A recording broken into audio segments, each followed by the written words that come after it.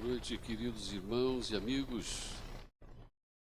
Avançando aí com a programação especial de todos os domingos. Deus tem abençoado e falado profundamente aos nossos corações.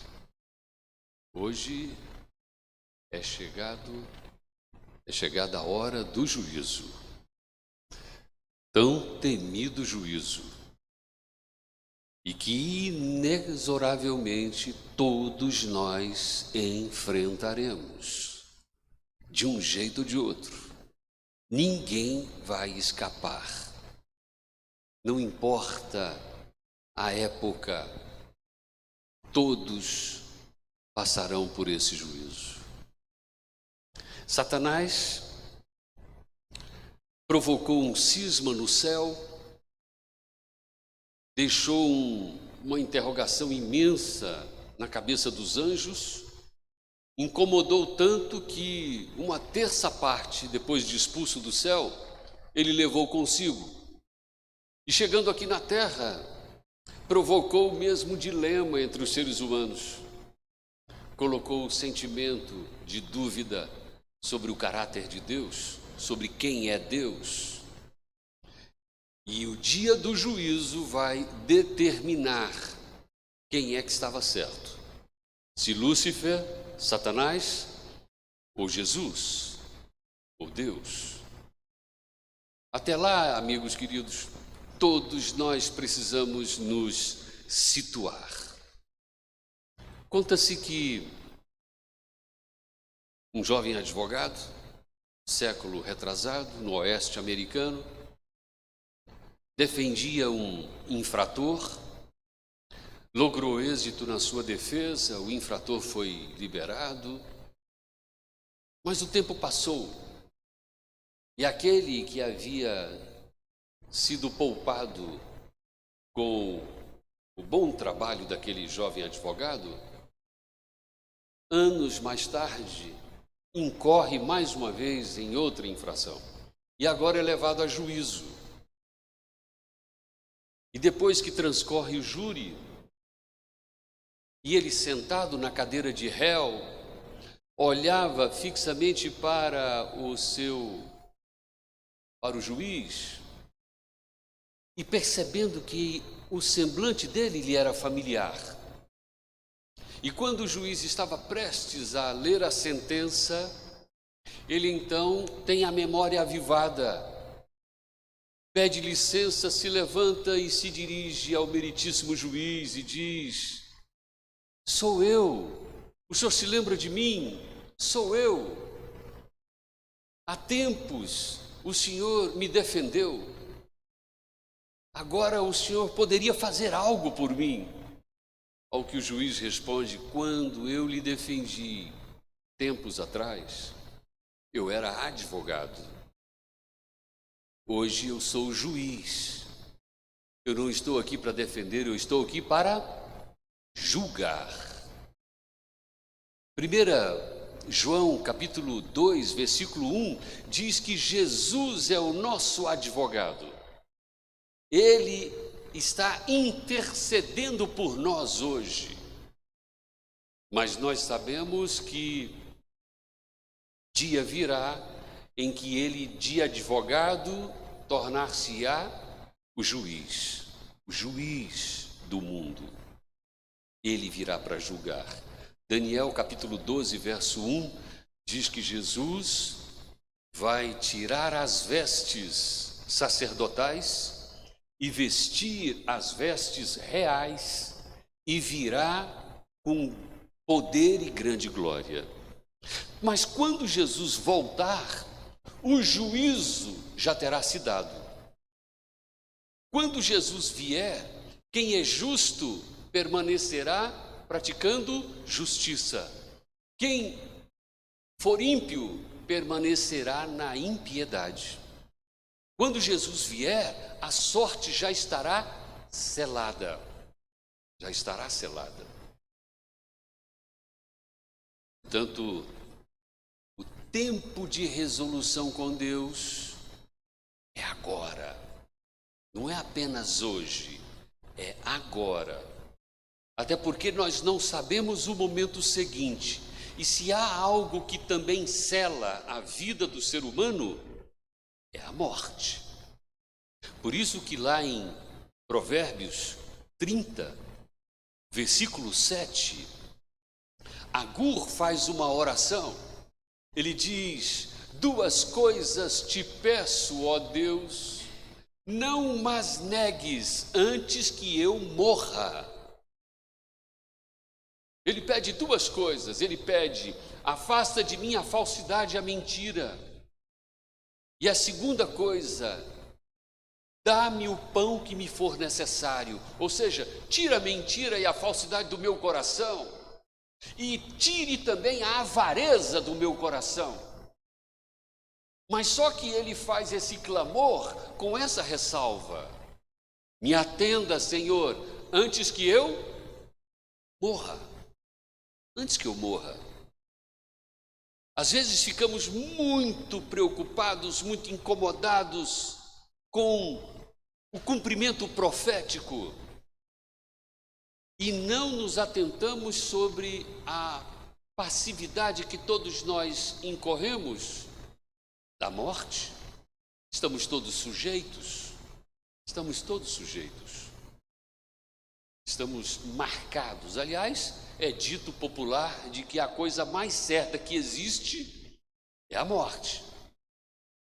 Dizem que quem de novo escapa, de velho não passa. É a morte. Portanto, nós lidamos com o juízo todo o tempo. Não é num tempo por vir, é diariamente. Daí a razão pela qual a nossa busca tem que ser incessante do primeiro momento quando abrimos os olhos ao amanhecer, até o momento derradeiro quando nós nos recolhemos. A mente ligada, a busca constante da comunhão, o conhecimento da palavra, exatamente para que estejamos preparados para um momento ou outro. Porque se aprover a Deus que estejamos vivos para vivermos esse tempo todo derradeiro e passarmos pelo crivo do juízo vivos e estarmos em pé quando Jesus voltar, se aprover ao Senhor, louvado seja Deus. Mas se aprover a Deus que descansemos o sono da morte, também seja louvado o Senhor, porque o importante é que estejamos preparados de um jeito ou de outro. De um jeito ou de outro. Apocalipse capítulo 14, versículos 6 e 7, nos dizem assim: vi outro anjo voando pelo meio do céu, tendo um evangelho eterno para pregar aos que assentam sobre a terra, e a cada nação e tribo e língua e povo, dizendo em grande voz: temei a Deus e dai-lhe glória, pois é chegada a hora do seu juízo, e adorai aquele que fez o céu e a terra e o mar e as fontes das águas.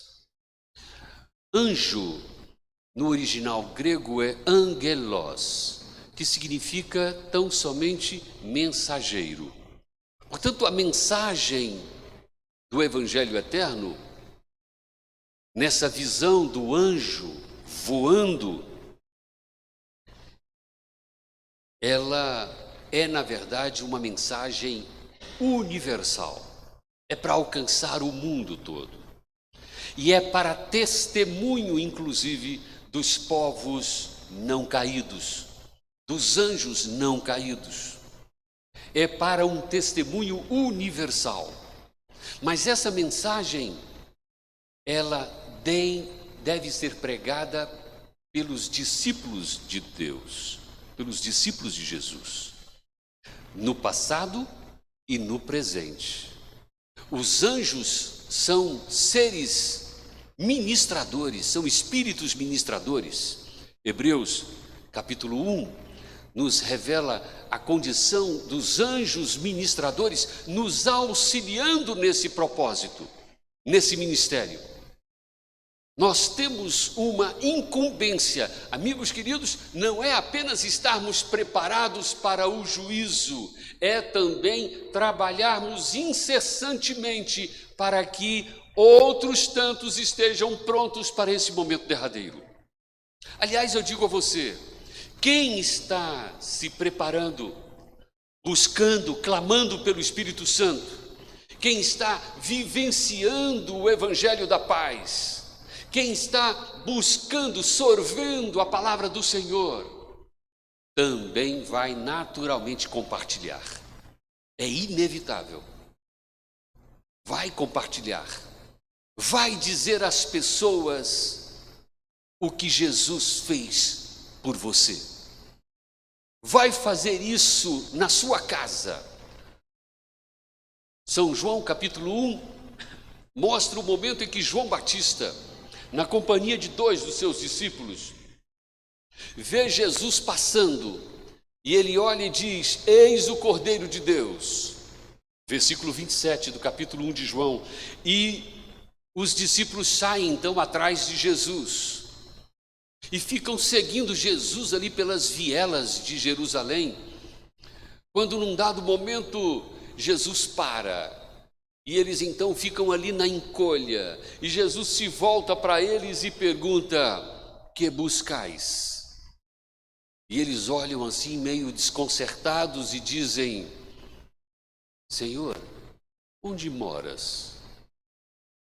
Como se não tivesse o que falar, o que dizer. Onde moras? E Jesus: vem e vede. E eles seguiram Jesus, foram com Jesus. E diz o texto bíblico que eles passaram aquela tarde toda com Jesus.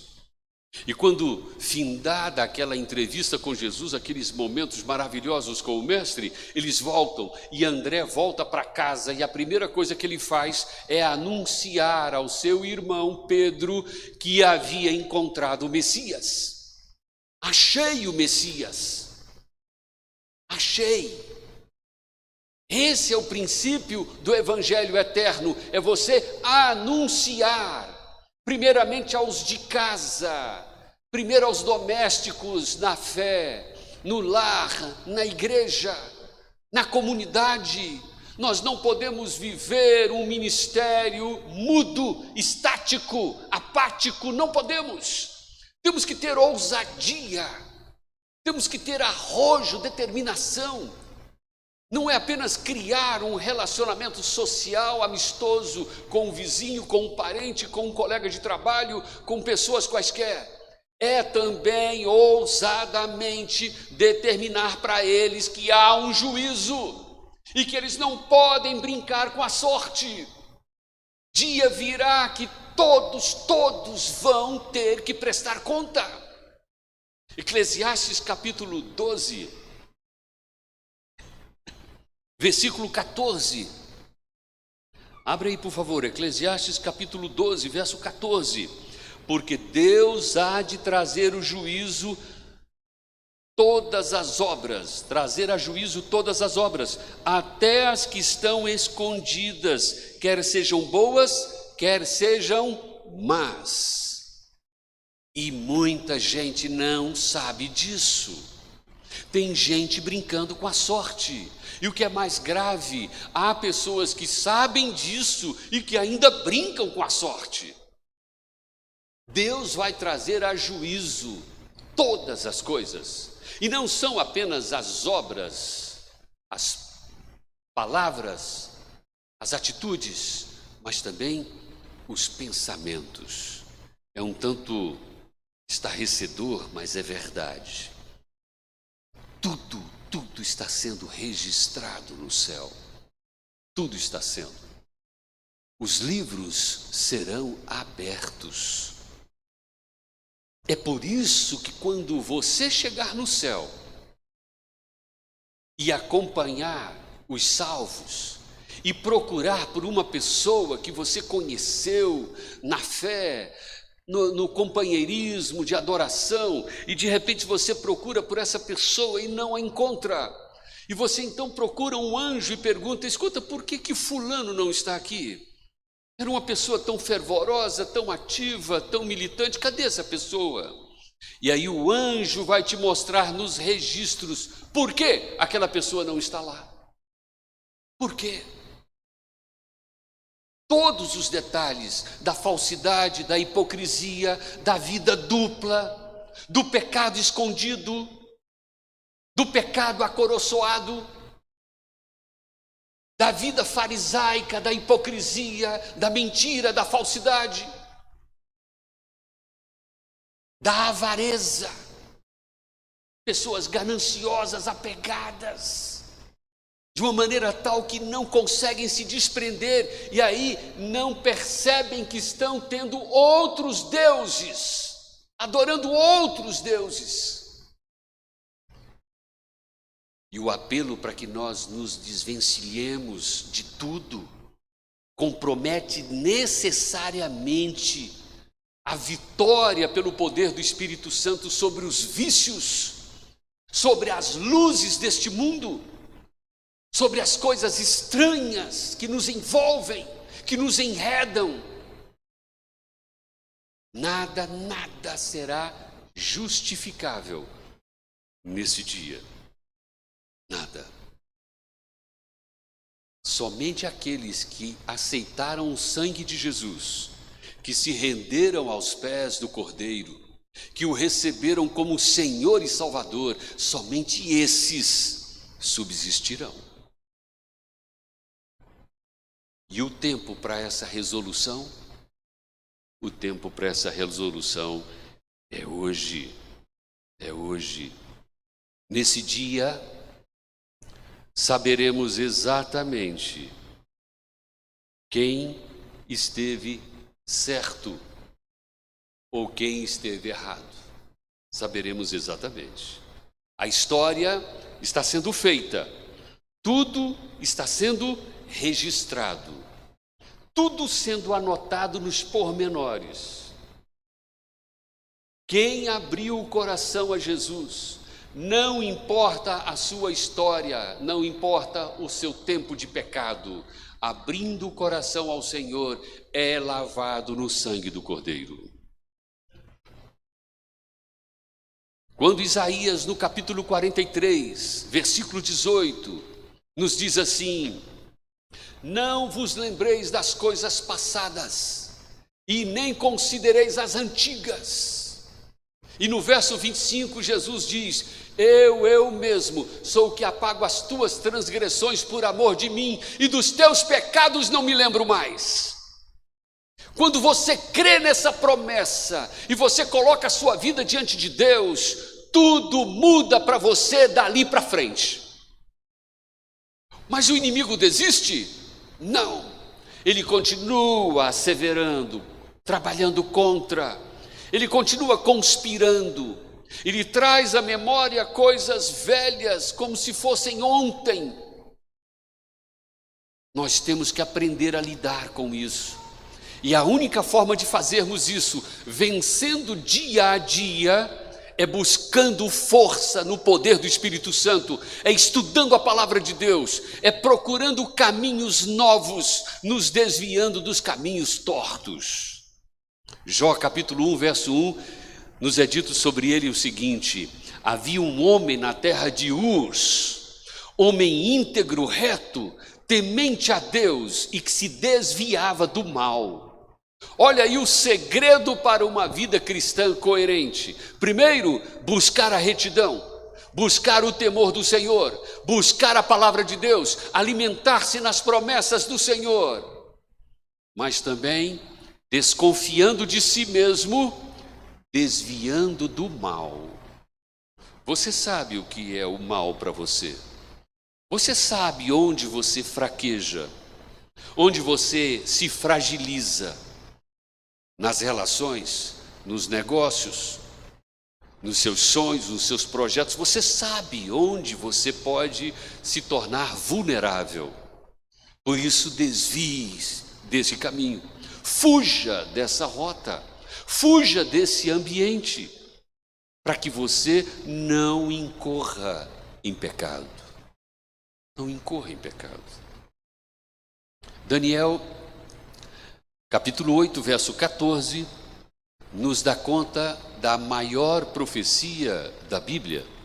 Até 2.300 tardes e manhãs e o santuário seria purificado. 2.300 anos, considerando o tempo profético de dia-ano, Ezequiel 4, verso 7, são 2.300 anos. 2.300 tardes e manhãs, 2.300 dias, 2.300 anos. E se você contar do decreto de Artaxerxes, no ano 457 a.C., para a reconstrução de Jerusalém, até 1844, você tem aí exatamente o tempo profético cumprido. 1844, outubro de 1844, é o tempo do fim, é o tempo do fim. Deus mandou que o povo hebreu construísse um santuário aqui na terra, à semelhança do santuário do céu. Esse santuário era um santuário típico, exatamente igual para a habitação de Deus entre o seu povo. Esse santuário da terra já não existe mais, mas o santuário do céu está lá, e Jesus ministra neste santuário. Mas ele está prestes a sair desse santuário. Ele já saiu no final das 2.300 tardes e manhãs dos 2.300 anos, exatamente no dia 22 de outubro de 1844, ele saiu do lugar santo e entrou para o lugar santíssimo. E do lugar santíssimo ele sairá, como já mencionei, Daniel 12, verso 1, ele sairá agora, não mais como sumo sacerdote, ele sairá como Rei dos reis, Senhor dos senhores, e voltará à terra para buscar os seus. Irmãos e amigos, Satanás será não mais apenas desmascarado, porque ele já o foi na cruz do Calvário, mas ele será eliminado. O mal será eliminado junto com ele. O mal será eliminado junto com Satanás. E todas as pessoas, todos os seres humanos que não abriram o coração a Jesus, não o receberam como Senhor e Salvador. E eu quero dizer a vocês, queridos, não é apenas dizer eu aceito a Jesus como o meu Salvador, levantar a mão e dizer eu aceito a Jesus como o meu Salvador. Tem que também recebê-lo como Senhor. E recebê-lo como Senhor significa obedecer os seus mandamentos, obedecer os seus princípios. Obediência. Mas ele não quer a obediência forçada, amarrada. Ele quer uma obediência amorosa. Amorosa. Outro dia eu estava na igreja central aqui de Uberlândia e eu assistia um irmão apresentando a lição da escola sabatina. E ele fez uma ponderação sobre a arca que fora fechada pela mão do anjo. E as pessoas que batiam a porta da arca queriam entrar e a porta estava fechada. Então ele disse, por que eles não puderam entrar? E todos responderam, porque a porta da graça havia se fechado. Eu pedi uma parte e ponderei. Não foi por isso que eles não puderam entrar. Não foi. Eles não puderam entrar porque eles não queriam entrar por amor. Eles queriam entrar porque estavam com muito medo, com pavor. Eles queriam entrar movidos por adrenalina. apavorados com os animais, com a água que subia, mas não era por amor. Se eles tivessem amor, tivessem uma entrega sincera naquele momento, o anjo que fechou teria aberto a porta. Nós temos que ser movidos por amor, por um sentimento de entrega, de tal maneira que sirvamos a Deus, obedeçamos aos seus mandamentos, não como um peso, um fardo absolutamente, mas como gratidão, amor. Renuncia a empregos, a trabalhos por conta do mandamento. Renuncia a prazeres por conta dos mandamentos. Renuncia a ímpetos, instintos por conta dos mandamentos, lembrando sempre da palavra de Deus, guardando-a no coração, meditando nela de dia e de noite, diariamente, continuamente. Isso faz com que nós sejamos servos fiéis, zelosos, amorosos.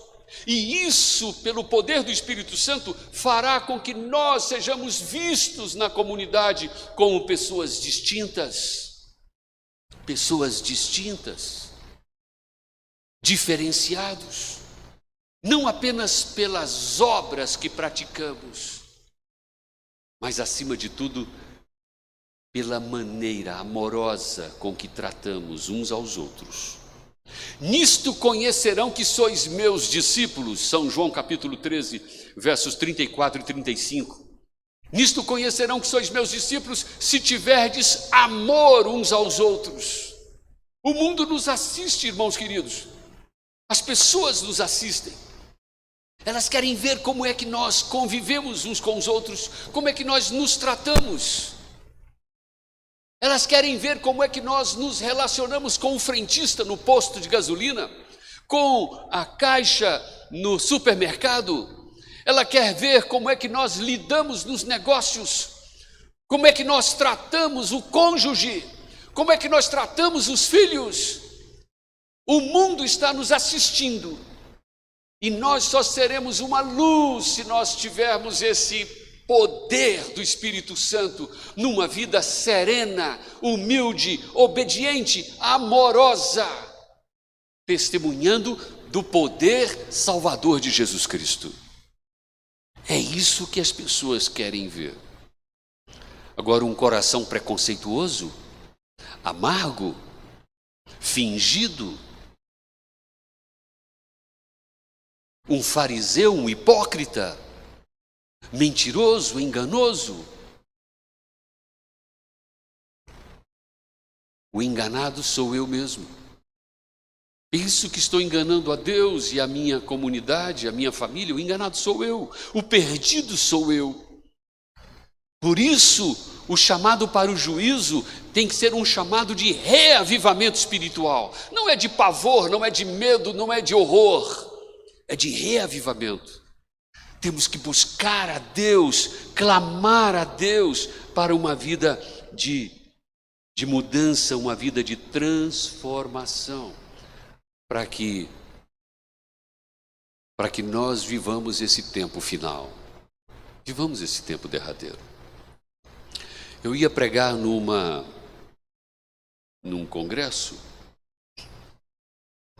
numa capital, e aí um dos meus anciãos ficou sabendo que eu iria pregar nesse congresso. E ele me disse: eu tenho um filho lá, o nome dele é Fábio, eu tenho um filho lá, por favor faça uma visita ao Fábio, ele está afastado da igreja, ele está envolvido no mundo, e eu gostaria que o senhor fizesse uma visita a ele.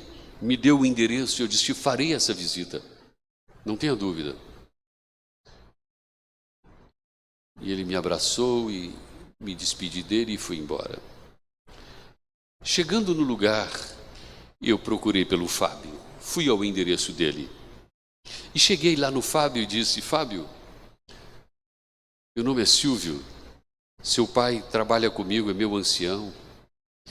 E ele me pediu para lhe visitar. Diz que você não está tão bem espiritualmente. Ele: é verdade, pastor. Falei: pois bem, Fábio, vim aqui para trazer um convite expresso a você. Venha à programação conosco amanhã. Ele disse: que hora? Pela manhã. Ele disse: não, pela manhã eu não poderei, mas eu irei à tarde. Pela manhã eu tenho um outro compromisso, mas à tarde eu irei. E eu disse: perfeito, Fábio, eu espero você à tarde então. Ele: está ótimo. Fiz uma oração com ele, o abracei e me despedi dele. E fui embora. Quando chegou na parte da tarde, na programação da tarde, eu esperei pelo Fábio, mas ele não apareceu. E o Fábio não apareceria nunca mais, porque naquela manhã, o compromisso do Fábio era ir para uma partida de futebol. No sábado pela manhã, ele tinha um compromisso de ir para uma partida de futebol, inadiável para ele. O encontro com Deus era algo supérfluo, segundo, terceiro planos. Só que na volta do futebol, ele subiu numa caçamba de uma picape. E no retorno para casa, houve uma colisão. E o Fábio foi arremessado muitos metros adiante. Caiu com o rosto no chão, no asfalto. Ficou totalmente desfigurado, quebrado. Morreu o Fábio, um jovem de 23 anos.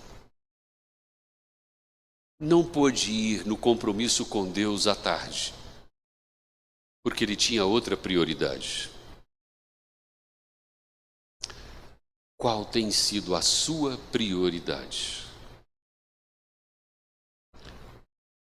Onde você tem colocado Deus na sua vida? O que tem sido mais valioso para você? O que tem sido mais valioso? As profecias estão se cumprindo. Tudo está andando rapidamente. Estamos vendo os acontecimentos. Mateus 23, 24, todas as predições nós estamos vendo nitidamente. Não precisa fazer muito esforço. O que é que está faltando para a sua decisão? Você acha que tem controle sobre a sua vida? Você acha que tem controle sobre o que você vai fazer amanhã? Você acha que tudo está sob seu controle? Eu quero dizer que não está. Absolutamente nada sob nosso controle. A única oportunidade que nós temos, o único poder de decisão que nós temos é o poder do momento. É o agora. Não pode ser adiado, não pode ser postergado. Se você deixar para depois, deixar para amanhã, achando que alguma coisa de extraordinária terá que acontecer na sua vida, ou você terá que realizar alguns sonhos, alguns projetos para depois vir a Jesus, cuidado. Cuidado. O momento é agora. É o único momento que você tem controle. É o de decidir agora. Se você deixar para a tarde, como o Fábio fez, já na parte da tarde, já não havia mais tempo para o Fábio. Pensa comigo, se ele tivesse atendido o convite e tivesse vindo pela manhã, renunciado ao futebol, renunciado aos prazeres do mundo, renunciado aos vícios, renunciado ao pecado e se apresentado a Jesus, Fábio não teria morrido naquela tarde. Não teria. Pudesse ser que ele morresse em algum outro momento, mas morreria preparado espiritualmente. Porque o segredo para nós, queridos, não é escapar da morte. Hoje nós escapamos, você e eu, vocês todos e eu. Hoje escapamos, mas amanhã temos alguma garantia? Não temos. Portanto, o momento da decisão é agora. É agora. Eu trago um convite de Jesus para vocês hoje. Coloque a vida nas mãos dele. Você que está em casa, coloque a vida nas mãos do Senhor. Deixe Deus dirigir sua vida. Não fique vagando, perdido, desorientado. Apenas prostre-se diante do Senhor. Abra o seu coração às suas promessas. Busque o povo de Deus. Se envolva com as coisas de Deus e sua vida vai mudar também. Falo nesta noite a alguém que gostaria de dizer: Senhor, eu quero aproveitar a oportunidade de agora. Eu não quero esperar para amanhã, não quero esperar para depois. Eu quero me colocar diante do Senhor hoje. Eu quero que a minha vida seja renovada diante do Senhor. Eu quero ser tocado pelo poder do Espírito Santo. Eu quero ter poder e autoridade para vencer o pecado, para vencer o inimigo na minha casa, no meu casamento, nos meus negócios, no meu lar, no meu coração. Tudo aquilo que o inimigo trouxe e plantou no meu coração, eu quero que seja lavado, limpado, arrancado em nome de Jesus. Fala alguém nesta noite que gostaria de fazer a sua entrega pessoal ao Senhor? Então eu convido você para vir aqui à frente. Convido você para dar um passo aqui adiante, que eu quero orar por você. Quero interceder por você. Quero interceder por sua família, por seus filhos. Quero interceder pelo seu ministério. Coloque a sua vida diante de Deus. E apresente-se, porque o momento seguinte não está sob seu controle, mas a decisão agora de aceitar a Jesus está sob seu controle. Você tem essa autoridade, esse poder agora dados pelo Espírito Santo, de dizer: Senhor, eu estou aqui, toma-me, quero ser teu, quero ser tua, usa-me, ilumina-me, instrua-me, fala-me ao coração. Coloque-se em pé, por gentileza. Grandioso Deus e amado Pai, quero nesta hora colocar em teus braços de amor todas essas almas sinceras que se apresentam no teu altar. Quero suplicar, ó Deus, que o Senhor as tomes em tuas mãos. Faças a obra de regeneração, de transformação. Aquilo que o inimigo trouxe para essas vidas, ó Deus, os caminhos errados, as escolhas erradas, Senhor, varras tudo com o poder do Espírito Santo. Aqueles tantos que estão nos lares, também se rendendo ao Senhor neste momento, abrindo seus corações, por favor, ó Deus, visita-os, onde quer que se encontrem. Aqui em Uberlândia, em Minas Gerais, no Brasil ou em qualquer outro lugar do mundo, que tu faças uma obra regeneradora, transformadora, que nós tenhamos repulsa ao pecado e tenhamos autoridade e poder para repreender o inimigo em nossas vidas. Abençoe, ó Deus, as mães, toma-as em teus braços de amor. E abençoe os seus lares. Toda mãe intercede por seus filhos. Toda mãe clama por seu cônjuge. Toda mãe anseia pela salvação da sua casa. Senhor, ouças o clamor dessas mães. Consagra-nos a todos. Nós te louvamos nesta hora, na certeza de que tu nos ouves e nos atendes. Em nome de Jesus. Amém, Senhor. Amém.